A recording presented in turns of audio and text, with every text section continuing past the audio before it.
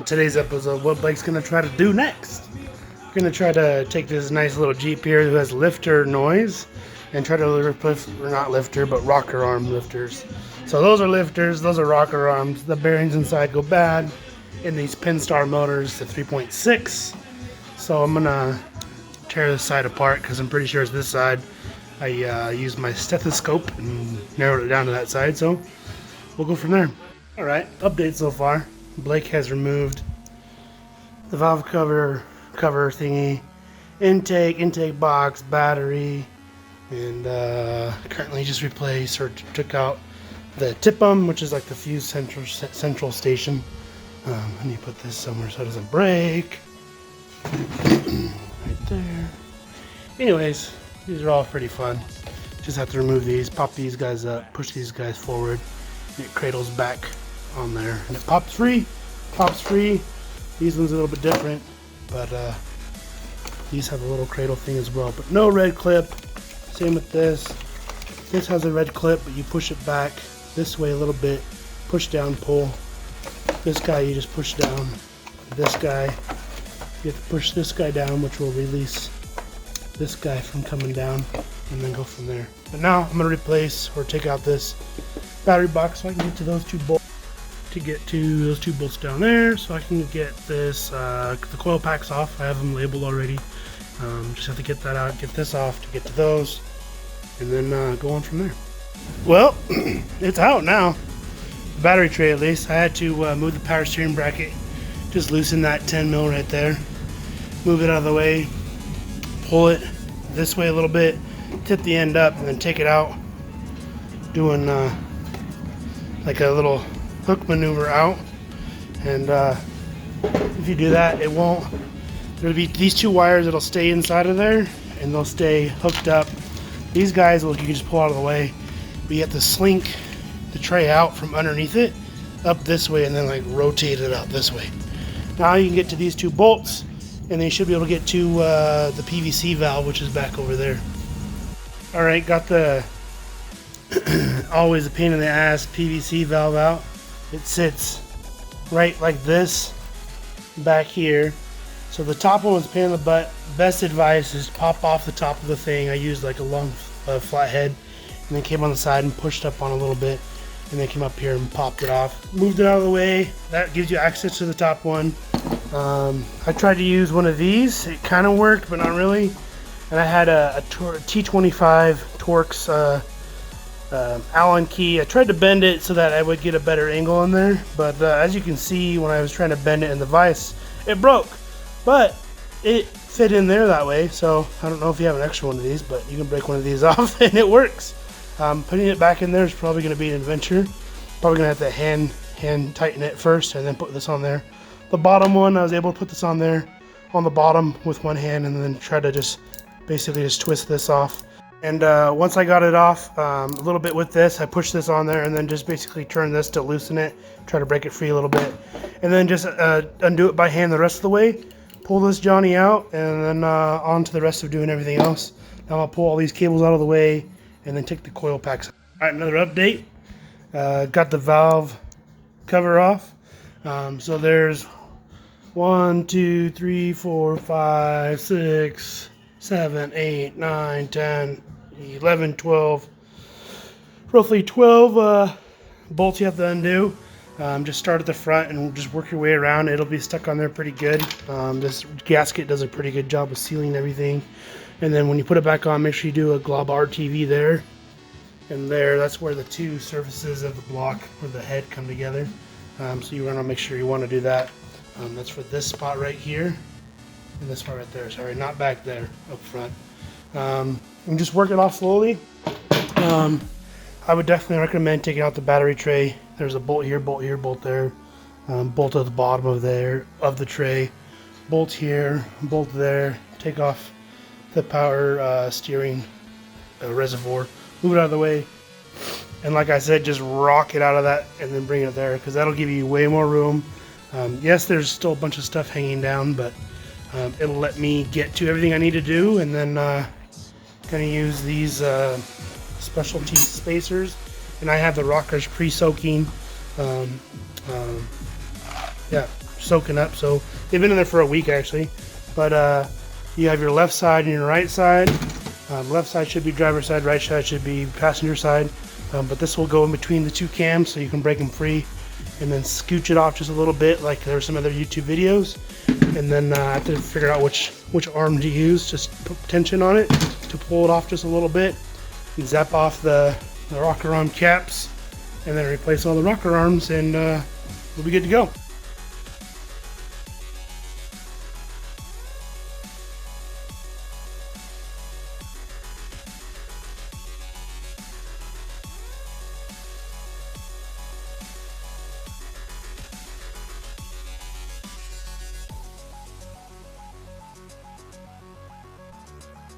Found more carnage. So after I got it aligned to top dead center so I can place the cam gear, I found this lobe.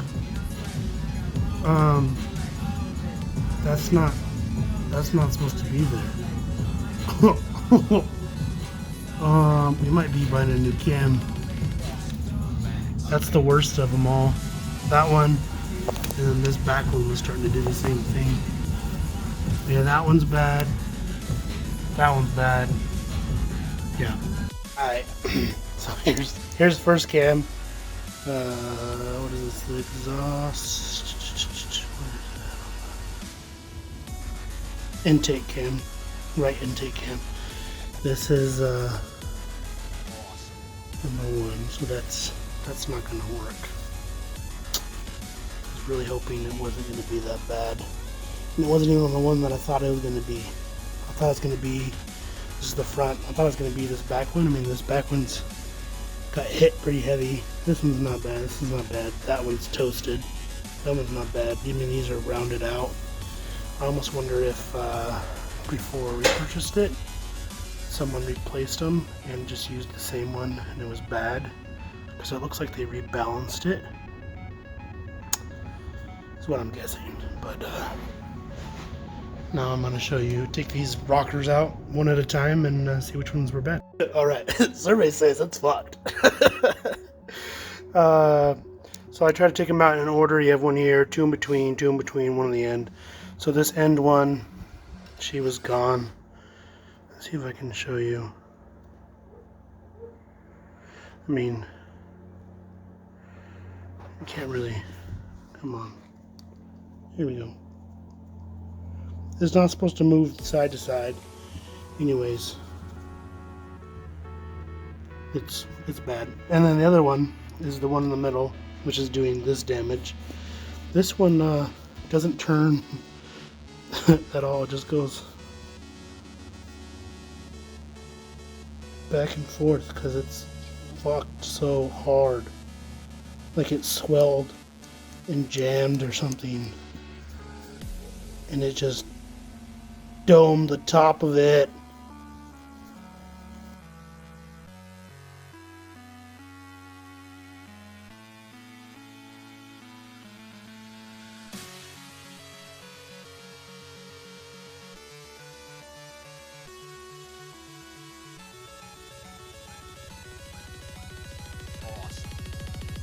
Awesome to the max. Oh, what's that? Vibe check.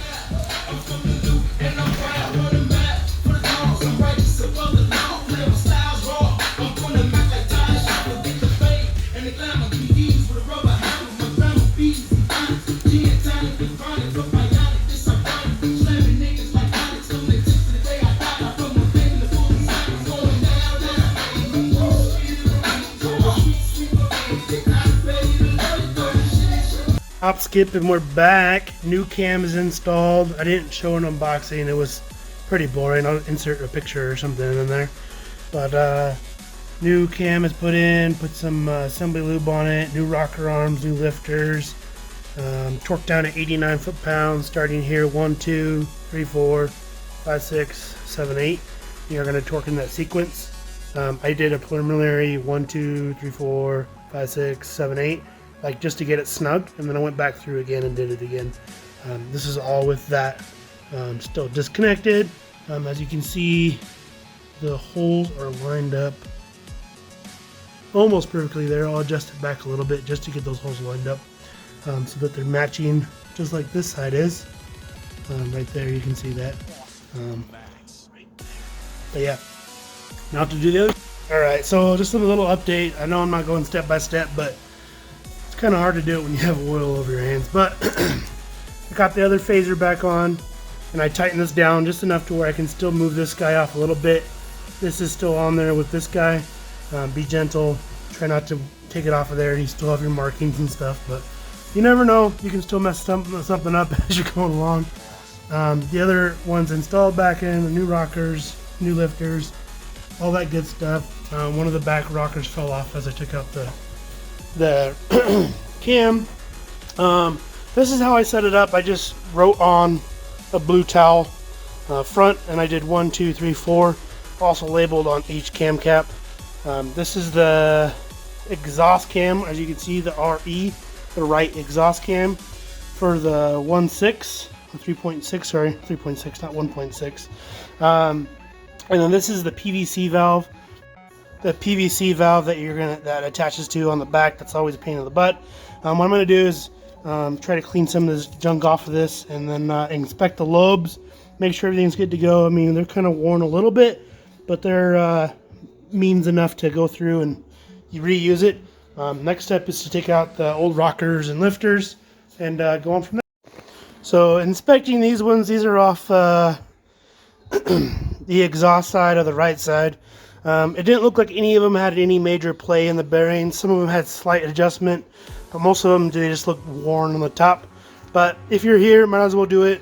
I was going to do the cam, but I didn't have the extra money. It was like $250 from Parts Geek for the other one.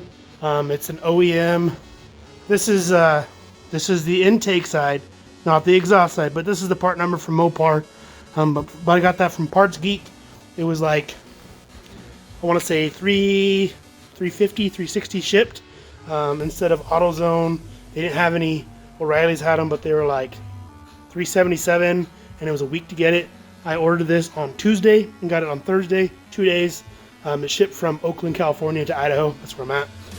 But yeah, going forward, keep on cruising. As you do this, it's not a bad idea to inspect the oil galleys where your lifters go.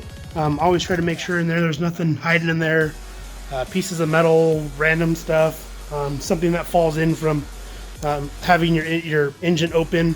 If you go walk away from it, try to set a paper towel or something over it so something weird from Casper doesn't drop in there, and then you get a surprise on the startup. You don't want to tear it back down again. So yeah, I have the cam phaser bolt, whatever you want to call it, sitting here. Before I put the other one in, I dripped some oil over it and then put it back in there just so it's good to go.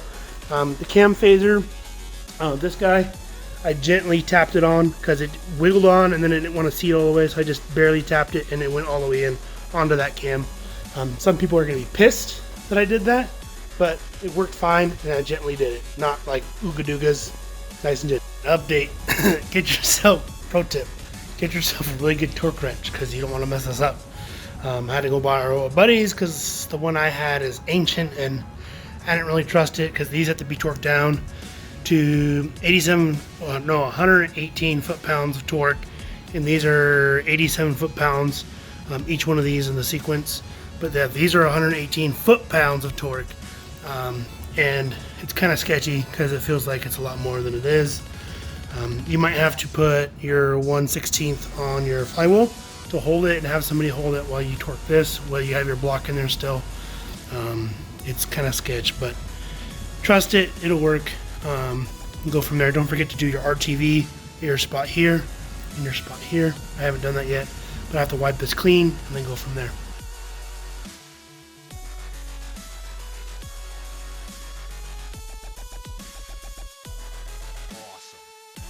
Update, got the valve cover on, got the valve cover torqued.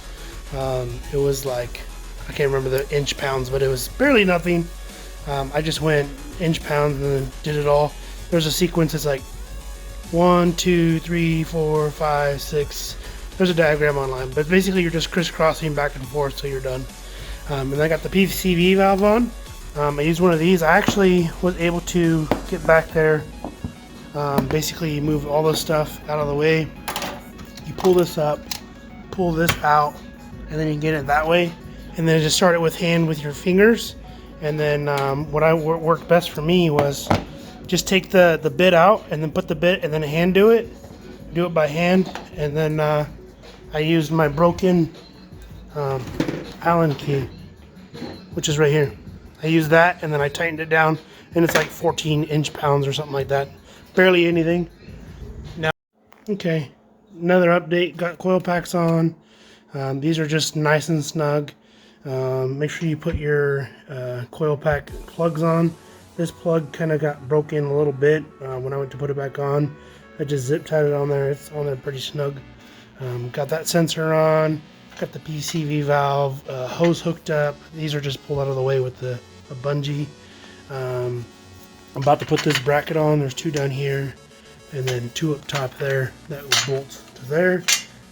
This plugs back into there. And then once I do that, I'm going to probably hook up the alternator side and then bring the battery box and try to put it back in and then plug everything else back in. Another update. Have everything on, have the coolant lines reconnected. There's 1, 2, 3 of them. Have the air lines, the PVCs, the bottom. This one goes to the air box, which is right here. This is just a plug for probably throttle body or something. I don't know what it is. Plug this back in. There's little snaps that go underneath. You have the 2 bolts here. This bracket for the coolant system mounts onto there, which there's the 2 bolts there, and on the other side. Hooked up the alternator, put the cap back on, plug that in, made sure everything else is plugged in back there. Next is the battery box and fuse box. This is how basically I have it rigged to where I can put the battery tray in. I have all the fuse connectors, all that stuff with the bungee thing around the bottom of the fender. I have all the power stuff pushed up and over the dipstick right here. So then hopefully I can bring it in and then just wedge it through there and put it over here. I'll have to move power steering reservoir out of the way again because there's a mount that goes there and then a mount there, and then you have to wedge it in and then push it back to mount on these 3 screws on the back side of the battery box right there, those 3. Try and show a halfway mark of what I have going on here. So here's the battery tray box. You have these 2 wires that you got to work over this stuff right here in the corner and this lip right here. Just be super gentle with it and ease it over this side. Push it over, bend that tab a teeny bit, and then it'll slide right over, and then it should shimmy back down with some love. And then once it's all the way in, you'll have 1, 2, 3 bolts. 1 there, 1 here, 1 here, and 1 there. And you have all your wires up here. You'll have your positive here, your ground here, and you'll have your positive here, which is going to be going to your fuse box, so don't forget to connect that, or nothing will turn on. And then you have all your plugs. They'll do the fuse box. First we're going to do this system, which is going to be your part of your emissions and that stuff, which is kind of pointless, but it's there and helps your Jeep run better, supposedly. Yeah, so doing that setup, you have 2 hoses basically. One will go here, and it'll loop down and around, and it'll go to the back side. It's the one you fight with the entire time when you go to take the valve cover out. The other one comes from this one here and goes across and kind of loops over and just goes to the intake manifold. It just creates pressure or something, does some wizardry stuff, and then it makes it run. Ta-da! Anyways, we're on to the fuse box, or the thickum, what they call it, I guess. You put the ground on there, or the power on there, not ground. It's 1:30 in the morning. Anyways, put the power on there. I just close that back up so it doesn't get in the way. Then you start putting these back together. They kind of just go back into place where they went. You'll push them back in, and as you do, this will go down, and then we'll clamp it down. Same thing with the other ones. Don't forget, it's going to be super tricky to try to get that one, because you're going to have this gray piece will be up here, and you have to compress that little tab and then slide it forward, and then it'll go in and it'll kind of pull itself back up. So just keep that in mind. and kind of fast forwarded, I guess. But once you get the last one in, this one will be the last one. The green one, it'll be this one, green one, and the other one. And then you'll just kind of gently just push it down, and it'll clip onto those 4 tabs that you had to undo to start this process. Next, I'm moving on to the air box. I start with putting this one here. This tube was pulled off. You just reconnect it. Just pushes back on. You have like 2 10 mils up on top. Tighten those 2 down. Tighten this down, and then you're going to bring your air box, which is over on the floor, and it'll kind of set in there. It'll just have you have like a push tab here and here, and then you have to reconnect this hose. There is also a sensor right down here. Don't forget to plug that guy back in. There we go. Perfect. Alright, just a tip. Don't put these on yet until leave those off, because it'll help you situate the air box back in and hook back up to this. Don't forget to tighten that down. Tighten those down. Don't forget to put your clips on. You have 1, 2, 3, and 4. Make sure those are on. I disconnected the power steering reservoir, so make sure you tighten that back down, because I had to push it out of the way to get the box out, the battery box out. I'm going to go over everything again as I look at it, just to make sure I have everything on there. I have this connected, this connected. I'm just going to mumble for a minute, so don't mind me. This is connected, this is connected, all of those coolant lines are connected.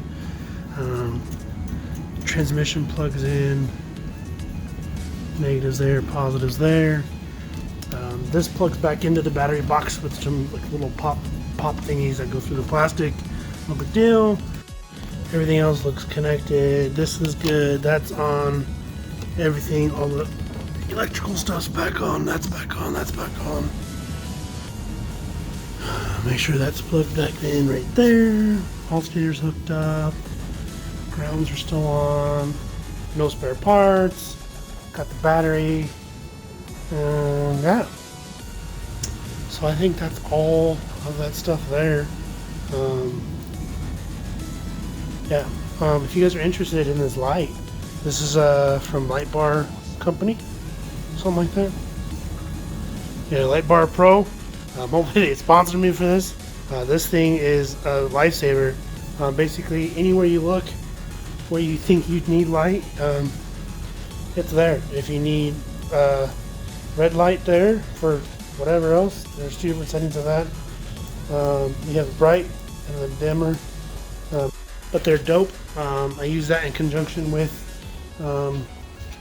one of these Braun Harbor Freight rechargeable battery type lights.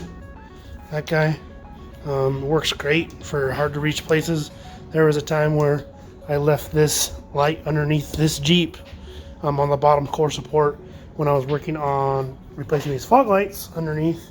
I left it there and I drove it for a month like that, and it was still charged and was working great still. So I'm gonna go over a couple more things, and then put the battery back in, and then probably just let it charge overnight and then start it tomorrow maybe, or maybe just start it tonight, who knows.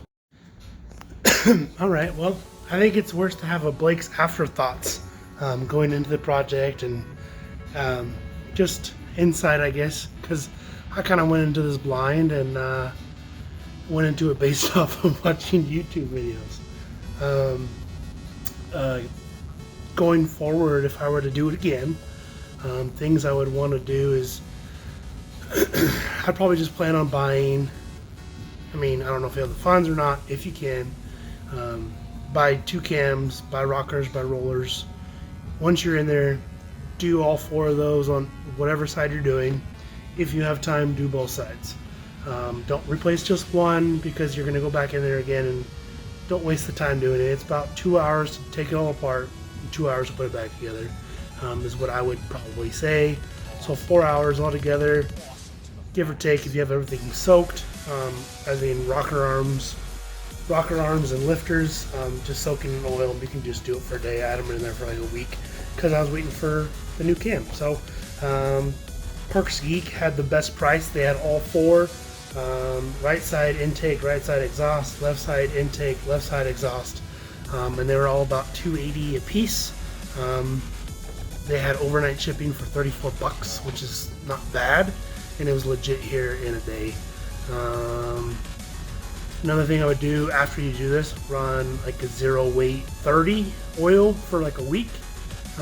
Change the oil again, or change the oil after you do this, and then fill it up with W weight 30, run it for a week, drain it, new filter, just in case you had any metal shavings in there at all.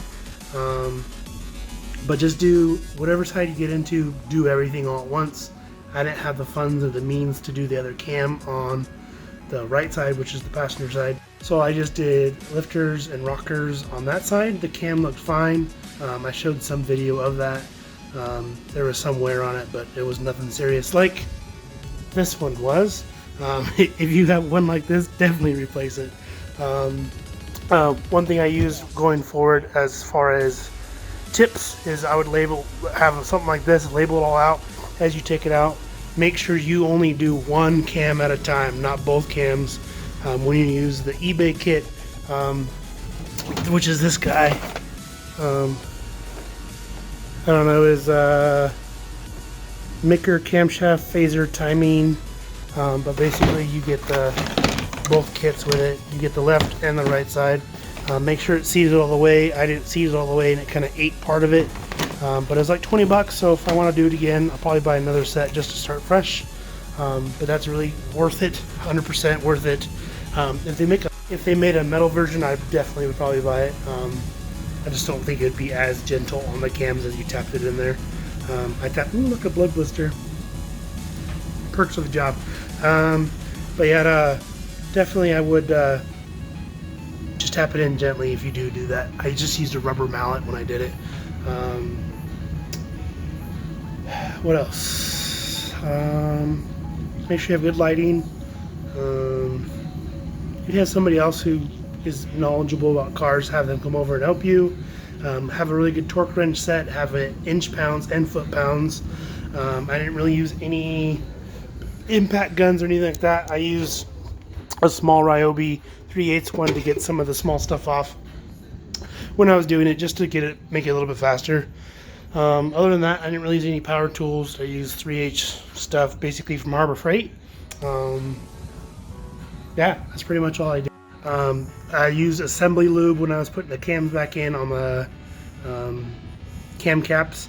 I put it on basically everything in there, and then I had excess oil in my little cup from soaking the rocker arms. I kind of just dumped that along each cam just to kind of pre-lube everything, just so that nothing's dry when I go to start it up. Yeah, you're supposed to like prime it a couple times and like have the fuel shut off or something like that. I don't know. It's beyond my control. But anyways, once you prime that a couple times, you should be fine.